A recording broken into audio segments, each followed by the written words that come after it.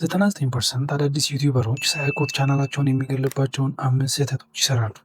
ሰላም ጤና ይስጥልኝ። ይሄ ነው ሚዲያ ቤተሰቦች እንደምን አላችሁ?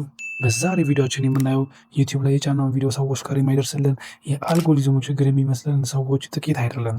ስለዚህ አብዛኛው አዳዲስ ዩቲዩበሮች ሳያውቁት ቻናላቸውን የሚገልባቸውን 5 ስህተቶች በመስራታቸው እኛም ጊዜያችንን ከማባከን ወጥተን እድገት እንድናመጣ መፍትሄውን በጋራ እንነጋገራለን። እስከ መጨረሻው ድረስ አብራችሁን ቆዩ።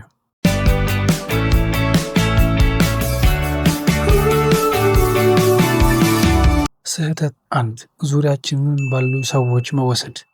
ማንኛውም አዲስ ዩቲዩበር የሚሰራው የመጀመሪያው ስህተት ሲሆን ልክ ቪዲዮ እንደተለቀቀ የቪዲዮ ወይም የቻናሉን ሊንክ ለቤተሰብ ለጓደኛና ለስራ ባልደረቦቹ ወይም ለጓደኞቹ መላክ ነው። ይህ በአስቸኳይ ማቆም አለብን። የተጠቀምን መስሎን ቻናላችንን እየቀበርነው ነው። የዩቲዩብ አልጎሪዝም የሚያየው ተመልካች ቪዲዮ ላይ የቆየበትን ሰዓት ሪቴንሽን የሚባለውን ሲሆን ጓደኞቻችን እኛ ለመደገፍ ብቻ ሊንኩን ከፍተው 10 ሰከንድ አይተው ሲወጡ ለዩቲዩብ አልጎሪዝም የሚሰጡት መልእክት ቪዲዮ አሰልቺ ነው የሚል ነው። በዚህ ምክንያት ዩቲዩብ ቪዲዮችንን ለሌሎች ሰዎች ማሳየት ያቆማል። ስለዚህ ሊንካችንን መላክ ያለብን ቪዲዮውን እስከ መጨረሻው ያሉ ለምንላቸው ሰዎች ብቻ መሆን አለበት ማለት ነው።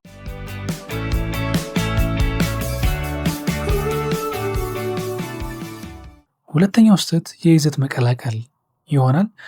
ይህ ስህተት ይዘትን ወይም ኮንቴንት ወይም ደግሞ ኒች መቀላቀል ሲሆን በአንድ ቻናል ላይ ዛሬ ስለ ምግብ አሰራር፣ ነገ ስለ ቴክኖሎጂ፣ ከነገ ወዲያ ደግሞ ስለ ስፖርት የምንለቅ ከሆነ አልጎሪዝሙን እያደናገር ነው ስለሚሆን ፍላጎታችንን አልጎሪዝሙ አይረዳንም ማለት ነው። ዩቲዩብ ልክ እንደ ሰው አገናኝ ደላላ ወይም ድልድይ ነው። ትክክለኛውን ቪዲዮ ለትክክለኛው ተመልካች ማድረስ ስለሚፈልግ ቻናላችንን ግልጽ የሆነ መስመር ወይም ኒች ከሌለው የዩቲዩብ አልጎሪዝም ቪዲዮችንን ለማን እንደሚያሳይ ግራ ይገባዋል። ግራ ሲገባው ደግሞ የሚያደርገው አንድ ነገር ብቻ ነው፣ ለማንም ቪዲዮችንን አያሳይም ማለት ነው። ስለዚህ አንድ ወጥ የሆነ መስመር ወይም ደግሞ ኮንቴንት ወይም ደግሞ በሌላ አጠራር ኒች የምንለውን በመያዝ ወደፊት ብንጓዝ ይመከራል።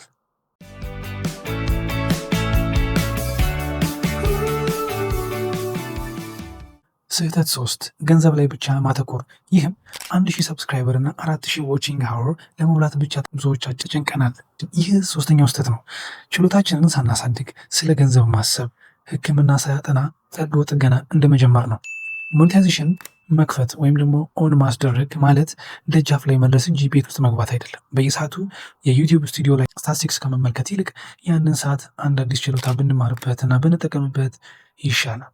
በየቪዲዮው የ1% እድገት ካሳየንም ቁጥሩ ራሱ ይከተለናል ማለት ነው።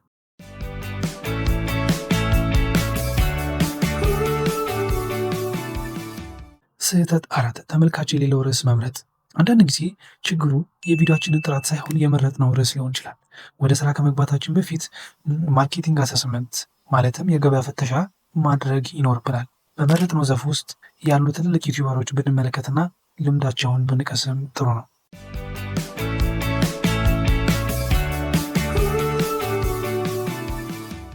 ስህተት 5 ይሄኛው ትልቁ ስህተት ነው፣ በቶሎ ተስፋ መቁረጥ።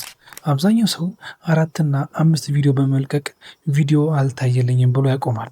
ግን ዩቲዩብ የሎተሪ ዕጣ አይደለም፣ የችሎታ ውጤት እንጂ።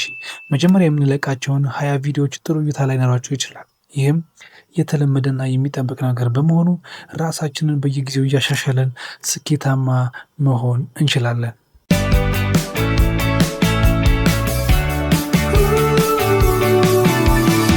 ዛሬ የምናያቸው ስኬታማ ሰዎች ከጀርባቸው እየወደቁባቸው 3 እና 4 የዩቲዩብ ቻናሎች አሏቸው። ዩቲዩብ ላይ ልንሸነፍ የምንችለው መቅረጽ ስናቆም ብቻ ነው። የመጀመሪያዎቹ 30 ቪዲዮዎች እንደ መማሪያ እንጂ ለስራ ማየት የለብንም። በ2026 ስኬት የሚለካው በቪዲዮ ብዛት ሳይሆን በጥራት ነው። እነዚህን ስህተቶች አርመን በትክክል ለመስራት ዝግጁ መሆን ይጠበቅብናል። ቪዲዮ ከጠቀማችሁና አዲስ ነገር ካገኛችሁበት ለጓደኞቻችሁ ሼር አድርጉት።